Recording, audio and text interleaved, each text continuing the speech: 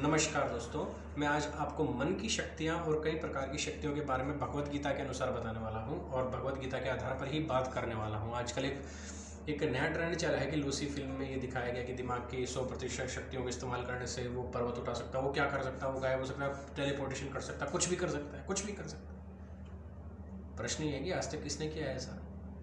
किसी ने नहीं किया। अगर किसी ने 100% दिमाग इस्तेमाल किया है तो किसने किया है, सबसे पहले प्रथम प्रश्न है। और जब तक किसी ने नहीं किया तो हमने एक्सपेरिमेंटली प्रूव, साइंस कहता है कि जिस चीज़ का कोई एक्सपेरिमेंटल प्रूव नहीं है वो चीज़ साइंस में नहीं है। तो आप किस आधार पर ये कह सकते हैं कि दिमाग की 100% शक्तियों को इस्तेमाल करके हम ऐसा कर सकते हैं या वैसा कर सकते हैं? सबसे पहले हम आते हैं, मैं आपको आज पहले मन के बारे में बताने वाला हूँ। मन क्या है और मन की शक्तियाँ क्या है? क्या मन ही सबसे ऊंची शक्ति है कि इससे भी ऊंची कोई शक्ति है?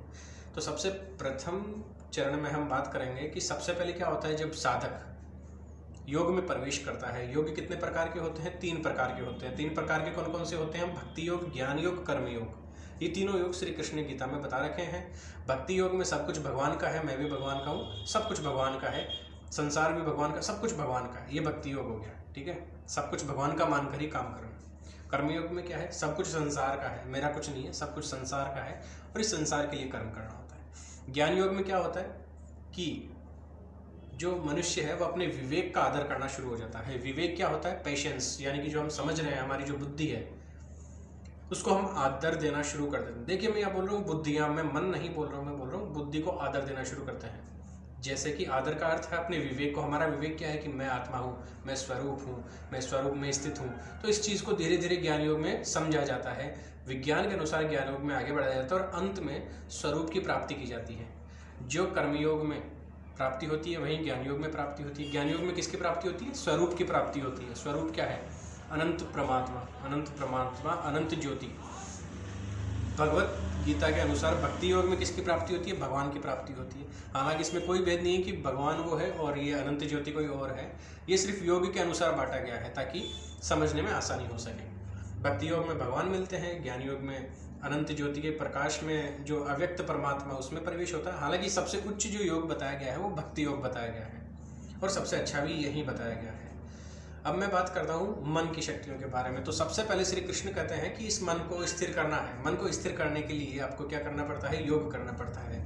मन को स्थिर करने से क्या होता है? सबसे पहले प्रश्न आता है, क्या आप में कोई भयंकर भयंकर शक्तियाँ आ जाएगी? क्या आप ऐसे ब्रह्मास्त्र मंत्र बोलते ब्रह्मास्त्र ले लेंगे? मन की शक्ति का अर्थ है कि आपको मन को स्थिर करने का अर्थ ये है कि इसमें कारण और परिणाम, इस नियम से परे होना है। विज्ञान में एक नियम है कारण और परिणाम का नियम, यानी कि आपके अंदर जो विचार आ रहा है उसके अनुसार बाहर की जो घटना प्रदर्शित हो रही है तो आप उस विचार को रोक दो। उस विचार को रोकना ही कारण परिणाम के नियम से ऊपर होना है, उसे ही मन का स्थिर होना है। यानी कि मन में कोई विचार आना ही नहीं चाहिए, और जब विचार नहीं आएगा तो मन का अस्तित्व नहीं रहेगा। तो सबसे प्रथम प्रश्न आता है कि जब मन का अस्तित्व नहीं रहेगा तो आप कैसे कह सकते हैं कि मन की शक्ति है? जब मन ही नहीं है तो उसकी शक्ति कहाँ से आ गई? तो श्री कृष्ण कहते हैं कि मन को स्थिर करो, मन का निग्रह करो, और निग्रह करने से, स्थिर करने से मन का अस्तित्व खत्म हो जाता है। अगर मन का अस्तित्व खत्म नहीं होता, देखो मन को कोई वश में कर ही नहीं सकता है ना आप कर सकते हैं ना मैं कर सकता हूँ, कोई वश में कर ही नहीं सकता। मन को वश में नहीं करना है, बल्कि फंडा अलग है। फंडा क्या है कि खुद को मन के वश में नहीं होने देना है। मन के वश में न होना ही मन को वश में करना। मन को वश में करने का अर्थ ये नहीं भाई ऐसे कोई थैले से मतलब मन को बांध के रख रखा है ऐसे, भाई नहीं मैं मतलब लाल सेम के बारे में नहीं सोचूंगा, नहीं सोचूंगा, नहीं सोचूंगा। अगर ऐसा करोगे तो मन कभी वश में नहीं होगा, आप लाल सेम के बारे में ही सोचोगे। तो मन के वश में नहीं होना है आपको, उसी के ही कहा गया है कि मन के वश में नहीं होना ही मन को वश में करना है। और मन के वश में हो जाने से क्या होता है? मन का अस्तित्व खत्म हो जाता है, मन मिट जाता है। और मन के मिट जाने से मन की कोई शक्ति का कोई अभिप्राय रह नहीं जाता है। मन की शक्ति से संबंधित जो सिद्धि होती है उसे अध्यात्म में कहा जाता है, धर्म में उसे कहा जाता है लौकिक सिद्धि। यानी कि जो इस लोक से संबंधित हो, मन की सिद्धि करने से लौकिक सिद्धि प्राप्ति होती है। लेकिन क्या मन की शांति से और मन की सिद्धि पा लेने से, मन को अस्तित्व में मिटा देने से क्या आपको यूनिवर्सल पावर जिसकी आप बात करते हैं लूसी फिल्म में जैसे बताया, यूनिवर्सल पावर क्या आपके पास हो जाएगी? बिल्कुल नहीं होने वाली है, क्योंकि मन से भी बड़ी एक और चीज़ है, बुद्धि। देखो, सबसे छोटी चीज़ सूक्ष्म स्तर पे क्या होता है? सबसे स्थूल स्तर पे होता है शरीर, शरीर से परे इंद्रियां, इंद्रियों से परे मन, मन से परे बुद्धि, और बुद्धि से परे आत्मा। तो मन से भी बड़ी कोई चीज़ है, वो है बुद्धि। और बुद्धि को अगर आपने समझ लिया तो मन से भी बड़ी चीज़ पे आप पहुंचोगे। अब आजकल लोग क्या कहते हैं, मन नहीं लगता सर, मतलब सत्संग में मन नहीं लगता, भजन में मन नहीं लगता, उसमें मन नहीं लगता, पढ़ाई में मन नहीं लगता। मत लगाओ मन। मन लगाने के लिए कोई कह ही नहीं रहा। मन को तो मिटाना है, मन को तो स्थिर करना है। लगाना क्या है फिर? बुद्धि को लगाना है। बुद्धि एक निश्चय वाली होनी चाहिए। सबसे बड़ी समस्या क्या होती है, हम योग में जब बैठते हैं, जब हम आधे अधूरे ज्ञान के साथ हम बैठ जाते हैं, तो सबसे पहले यही बात होती है कि मेरे को मन को स्थिर करना है, मेरे को विपासना से मन को शांत करना है। उस फलाने गुरु ने ये कहा कि इस मन को शांत करना है, उसने ये कहा कि इस मन को ऐसे कंट्रोल करो, मन पे ऐसे कंट्रोल, इसका ऐसे निग्रह करो, उसको ऐसे निग्रह करो। आप एक चीज़ ध्यान रखो कि मन भजन में लगे या नहीं लगे, आपको जरूर लगना है। मन को भजन में लगना दो या मत लगना दो, लेकिन आपको जरूर लगना है। आप लग गए तो मन अपने आप कंट्रोल में आ जाएगा। आप कौन हो? आप मन से परे बुद्धि, बुद्धि से परे आत्मा। तो जब आप आत्मा हो तो मन से क्या लेना देना है? आत्मा तो किसी से अटैच नहीं है। तो अब हम बात करते हैं मन की शक्ति। तो मन की शक्ति का मैंने बता दिया है कि मन को स्थिर करना है। कोई शक्ति, इसकी कोई परमार्थिक सिद्धि, लौकिक सिद्धि हमें नहीं पानी है, हमें इसको स्थिर करना है। स्थिर का अर्थ क्या है कि एक कोई डिफ़ॉल्ट आ गया, एक विकार आ गया इस यूनिवर्सल फ्रीक्वेंसी में, बस उस विकार को हटा देना, उस डिफ़ॉल्ट को हटा देना है। अगर उस डिफ़ॉल्ट को हटा दिया तो हमारी फ्रीक्वेंसी यूनिवर्सल फ्रीक्वेंसी में मिल जाएगी। और यूनिवर्सल फ्रीक्वेंसी में मिल जाना ही साक्षात 11वें अध्याय में श्री कृष्ण का कहना है कि अद्वैत, द्वैत और अद्वैत जो है उसमें से अद्वैत में साधक का मिल जाना होता है, यानी कि समस्त ब्रह्मांड में खुद को देखना होता है। समस्त ब्रह्मांड खुद ही, मतलब सब जगह हम स्वयं को देखने लगते हैं, हमारा स्वरूप दिखने लगता है, सब कुछ हम ही हैं, हम समस्त ब्रह्मांड में स्वयं को ही पाते हैं। तो वो कब होता है? जब मन स्थिर हो जाए और बुद्धि एक निश्चय वाली हो जाए। देखो, दो चीज़ है, स्थिर तो करना है मन को, और जो एक निश्चित उद्देश्य प्राप्त करना है, वो बुद्धि का काम है। आजकल कुछ लोग कहते हैं, कर्म का सिद्धांत के बारे में बताते हैं, कुछ लोग मोटिवेशनल बातें करके कैसे बताते हैं कि बहुत बड़ा पाना है, एक निश्चित उद्देश्य प्राप्त करो, और फिर कहते हैं कि मन को कंट्रोल में करो, फिर कहते हैं कि परिणाम की चिंता मत करो। तीन चीज़ें ये बिल्कुल अलग अलग जा रही है। एक तो कहते हैं कि परिणाम की चिंता मत करो, परिणाम के बारे में मत सोचो, और एक तरफ कह रहे हैं कि उद्देश्य को प्राप्त करने के लिए बार बार प्रयास करो। तो ये चक्कर क्या है कि उद्देश्य को कैसे प्राप्त किया जाए? जब मन ही शांत हो जाएगा, जब मतलब हम परिणाम के बारे में नहीं सोचेंगे, तो उद्देश्य के बारे में क्यों सोचे फिर हम? उद्देश्य क्या है? परिणाम तो है एक तरह से। हमारा उद्देश्य क्या है? मान लीजिए किसी का उद्देश्य है कि भारत को विश्व गुरु बनाना है, ये परिणाम है। अब इसके कारण हमें क्या मतलब है? हम क्या सोच रहे हैं? उद्देश्य कि भारत को विश्व गुरु बनाना है। एक तरफ क्या कहते हैं कि आप कर्म करो, फल की चिंता मत करो, फल के बारे में मत सोचो। फल के बारे में नहीं सोचेंगे, फल के बारे में नहीं पता करेंगे, तो हमारे पास कोई कंपास ही नहीं है, हम किधर जा रहे हैं, हम किस लिए काम कर रहे हैं, हम क्यों कर रहे हैं, वो कैसे पता चलेगा? किसी भी कारण का एक परिणाम होता है, और प्रत्येक परिणाम का कोई ना कोई कारण होता है। तो हमें दोनों में से एक को चुनना पड़ेगा, या तो कारण चुनना पड़ेगा या परिणाम चुनना पड़ेगा। तो कारण को कर्म कहा है, परिणाम को फल कहा है। तो ये वाला सिस्टम जो श्री कृष्ण ने कहा है कि उद्देश्य भी हो, उद्देश्य क्या? परमात्मा में विलीन होना ही एकमात्र उद्देश्य हो, और एक कह रहे हैं कि फल पे चिंता मत करो। तो उद्देश्य तो रखना है हमें। उद्देश्य किससे रखा जाता है? बुद्धि से रखा जाता है। मन से कभी उद्देश्य नहीं बनता है। मन से केवल इच्छाएं होती है। हम जो कहते हैं कि हमें हमारी ये, मतलब हमारा ये उद्देश्य, हमारी ये इच्छा, हम ये बनना चाहते हैं, हम डॉक्टरी और बनना चाहते हैं, क्रिकेटर बनना चाहता है आज के बाद, तो वो सब इच्छाएं हैं, वो कोई उद्देश्य नहीं है। उद्देश्य क्या होता है? एक तो होता है इच्छा कि मुझे वैज्ञानिक बनना है, एक होता है उद्देश्य कि मुझे विज्ञान को आगे बढ़ाना है, मुझे विज्ञान के प्रश्नों के उत्तर खोजने हैं। दोनों में बड़ा अंतर है। एक तो वैज्ञानिक बनना चाहता है, चाहने में इच्छा आ जाती है, और एक होता है कि मुझे विज्ञान के प्रश्नों के उत्तर खोजने हैं, ये एक उद्देश्य होता है। इसमें चाहत नहीं है, आप अपने उद्देश्य को लेकर बिल्कुल दृढ़ है। ये बुद्धि के द्वारा ही उपस्थित होता है, और ये बुद्धि के द्वारा ही पूर्ण किया जाता है।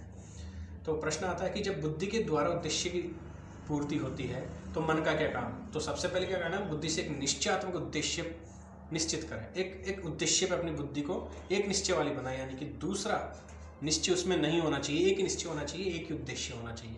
यदि आप योग में आरूढ़ है तो एकमात्र परमात्मा ही आपका उद्देश्य होना चाहिए।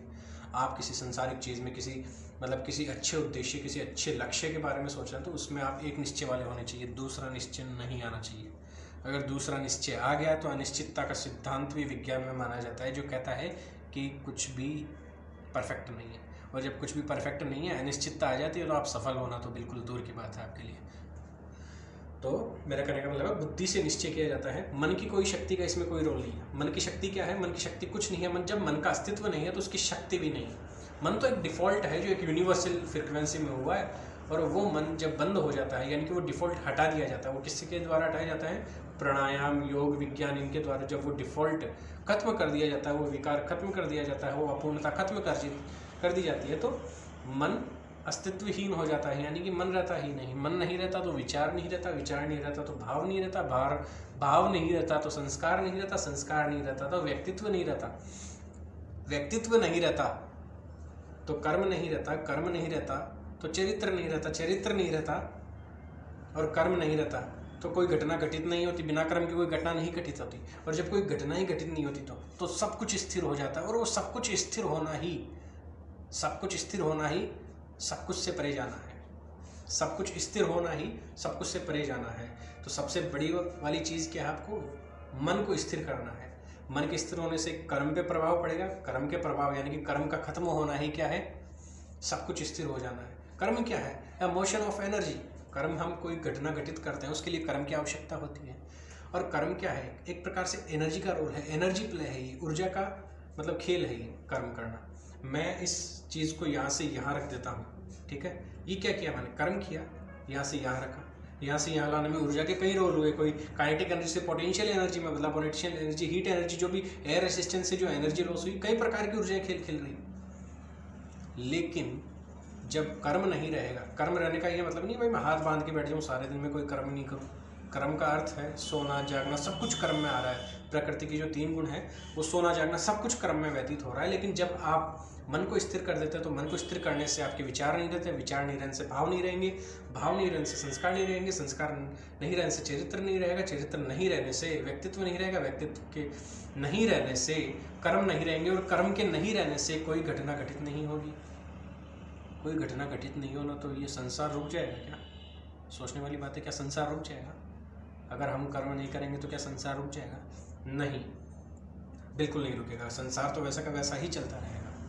आप चाहे किसी कोने में जाके, अगर संसार नहीं चलता तो जब इंसान मर जाता है उसके बाद भी संसार चल रहा है ना। तो हमारे एक के कर्म नहीं करने से, यानी कि जब हम कर्म से परे हो जाते हैं, श्री कृष्ण कहते हैं कि जो स्थित प्रज्ञ महापुरुष है और जो योगी है वो अंतिम अवस्था में जब मुझ में विलीन हो जाता है तो कर्म से परे हो जाता है। कर्म का अर्थ यहाँ मैंने बोला था कारण है और परिणाम है, कारण और परिणाम का नियम, the law of cause and effect. तो कर्म और फल का जो नियम है उससे परे हो जाता है, यानी कि उसको कर्मों का फल बांधता नहीं है। अगर वो कोई कर्म भी कर रहा है तो उसको फल नहीं बांधता। जैसे अर्जुन ने युद्ध किया, युद्ध में उसने कई लोगों को मारा, पर उसका विचार और भाव खत्म हो गए थे, व्यक्तित्व खत्म हो गया था, वो एक तरह से स्थित था, परमात्मा में स्थित था। तो उसका कोई घटना घटित भी हो रही थी, महाभारत का युद्ध भी हो रहा था और वो युद्ध भी कर रहा था, लेकिन वो अपने कर्म से बंधा हुआ नहीं था। वो जब बाण भी चला रहा था तो उसका कर्म नहीं था, वो ऑटोमेटिकली सब कुछ चल रहा है। तो जब हम कर्म से परे हो जाते हैं, यानी कि कर्म बंद कर देते हैं, हमारी बुद्धि में हमारा मन नहीं रहता, तो सबसे पहले जो चीज़ घटित होती है वो होती है कि जो अव्यक्त परमात्मा है, जो सार्वभौमिक सत्य है, जो सार्वभौमिक या कहें सार्वभौमिक दिमाग है, जिसे आप सुपर कॉन्शियसनेस बोलते हैं या गॉड बोलते हैं या ऊर्जा, हालांकि ऊर्जा नहीं कहता, ये एक अच्छा शब्द नहीं है, या भगवान बोलते हैं, ईश्वर बोलते हैं, अव्यक्त परमात्मा बोलते हैं, सर्वव्यापी बोलते हैं, जो भी कुछ भी बोलते हैं आप, वो हमारी बुद्धि से काम करने लगता है। जब हमारा मन स्थिर होता है तो अव्यक्त परमात्मा हमारी बुद्धि से कार्य करने लगता है। हम कार्य नहीं करते उस समय, क्योंकि हम उस अव्यक्त बुद्धि में ही, उस परमात्मा में ही विलीन हो जाते हैं। तो सबसे पहली चीज़ आती है मन का स्थिर करना। मन के स्थिर होने से क्या होगा, मैंने बता दिया एक रोल, विचार, विचार से व्यक्तित्व आदि, कर्म, भाव, विचार आदि घटनाएं जो कैसे घटित हो रही है। सबसे पहले सूक्ष्म स्तर पर क्या है, विचार है। विचार एक तरंग के रूप में पैदा होता है, हालांकि वो भी आपका नहीं है, वो भी हम आयनोस्फीयर से प्राप्त करते हैं। इसके बारे में मैं कभी अगली वीडियो में बताऊँगा हम विचार कहाँ से आते हैं। तो किसी भी कारण को खत्म करने के लिए, यानी कि कर्म को खत्म करने के लिए मन का स्थिर होना आवश्यक है। जब मन का स्थिर हो जाएगा तो आप सीधा बुद्धि से कांटेक्ट कर पाएंगे, और जब बुद्धि से कांटेक्ट हो गया, बुद्धि को सिद्ध कर लिया, बुद्धि को सिद्ध करने का अर्थ है परमार्थिक सिद्धि मिल जाना। परमार्थिक सिद्धि का यहाँ परमपिता की सिद्धि, परमपिता कौन है, भगवान, या जो कहें ईश्वर है, या जो कहें सुपर कॉन्शियसनेस है, उसकी सिद्धि हो जाती है, अर्थात उससे मिलन हो जाए एक तरह से, मतलब उसकी फ्रिक्वेंसी में हम आ जाते हैं। हालांकि उसकी कोई फ्रिक्वेंसी जो मैं ये अगले वीडियो में बताऊंगा या नहीं बताऊंगा, उसकी फ्रीक्वेंसी में आ जाना ही परम सिद्धि हो जाना है, परमार्थिक सिद्धि हो जाना। तो उसकी फ्रीक्वेंसी में जब आप वाइब्रेट होने लग जाते हैं तो सारे काम वही आपकी बुद्धि से करवाता है। इसलिए श्री कृष्ण कहते हैं कि योगियों में भक्ति योग, ज्ञान योग और कर्मयोग तीनों की अंतिम अवस्था मैं ही हूँ। मैं ही हूँ का क्या अर्थ है कि जब तीनों योगी अंतिम अवस्था में कर्म से ऊपर हो जाते हैं तो साक्षात अव्यक्त परमात्मा ही उनके बुद्धि से काम करता है, और जो कुछ भी वो उस समय बोलते हैं वो परमात्मा ही बोलता है, और उसे ही जो परमात्मा की वाणी है वो ही वेद कहलाती है। तो मेरे कहने का मतलब तो ये है। बहुत बहुत धन्यवाद। मन की शक्ति किसी प्रकार की कोई अच्छी शक्ति नहीं है। परमार्थिक शक्तियों में से बुद्धि की शक्ति सबसे ज़्यादा मानी जाती है। तो बुद्धि की शक्ति जो है वही वास्तविक शक्ति है। मन की शक्ति अस्तित्वहीन है। अगर आप मन को सिद्ध भी करते हैं तो सिद्ध का अर्थ है 100% इस्तेमाल करना, और 100% इस्तेमाल है अपने विनाश की दस्तक देना। जब आपसे 2% आप अगर विज्ञान, तथाकथित विज्ञान के अनुसार आप 2% मन की शक्ति को प्रयोग में नहीं ले पा रहे पूर्ण रूप से, ठीक है, प्रयोग में नहीं ले पा रहे 2%, अगर मन जागृत है आपका, जो भी दिमाग जागृत है या मन जागृत है, 1%, 2% जो भी विज्ञान कहता है, मुझे नहीं पता क्या कहता है, लेकिन जिस हिसाब पे आप कह रहे हैं कि 1% दिमाग इस तरह जागृत है, अगर ये 100% हो जाएगा तो वैसे वैसे कर देगा, ये पूरी समस्या का समाधान कर देगा। लेकिन मेरा मानना है कि समस्या और बढ़ जाएगी और बढ़ती जाएगी। अगर मन ज़्यादा जागरूक हो गया तो समस्याएँ बढ़ती जाएगी। कैसे बढ़ती जाएंगी? हमसे 1% तो कंट्रोल नहीं हो रहा, 100% कौन कंट्रोल करेगा? 10-15 जने मिलके ऐसे पकड़ेंगे तब होगा, नहीं होने वाला। तो मेरा कहने का यही है कि मन अस्तित्वहीन होना चाहिए, बुद्धि एक निश्चय वाली होनी चाहिए, तभी सफलता मिलती है किसी काम में। अगर आप मन को किसी कार्य में लगा रहे हैं तो मैं लिख के दे सकता हूँ, आप कभी सफल नहीं होने वाले। चाहे आप कोई एग्ज़ाम दें, कोई अच्छा खेल खेलें, चाहे आप किसी भी चीज़ पे जाएं। आपको लग सकता है कि ये मन की शक्ति है, लेकिन मन की शक्ति नहीं है। बुद्धि की निश्चयात्मक शक्ति है वो, सृजनात्मक शक्ति, और वो बुद्धि से ही संपन्न होती है, मन से कभी संपन्न नहीं होती है। तो मन को अस्तित्वहीन बनाना है आपको। कैसे बनाना है? योग के द्वारा। योग में प्रवेश कीजिए। योग में प्रवेश करने के कुछ अच्छा स्वाध्याय होना चाहिए, स्वयं को पात्र बनाइए, और इस प्रकार से आप जीत जाएंगे, सफल हो जाएंगे। बहुत बहुत धन्यवाद। मैं एक बार फिर कहूँगा, एक पुस्तक आती है गीता प्रेस गोरखपुर की, बहुत अच्छी पुस्तक है, और वो पुस्तक है साधन सुधा सिंधु पुस्तक है। इसकी है स्वामी रामसुख दास जी महाराज की। मैं उस पुस्तक के बारे में आपको बता देता हूँ, उस पुस्तक की फ़ोटो बता देता हूँ मैं आपको। तो ये वो पुस्तक है जिसके बारे में बता रहा था, साधन सुधा सिंधु। ये गीता प्रेस गोरखपुर का एडिशन है, और इसमें लगभग इसकी रेट आराम से लगभग 230 रुपये के लगभग है। और इसका कोड बता देता हूँ मैं, 465 है इस पुस्तक का कोड, और स्वामी रामसुख दास जी महाराज की पुस्तक है।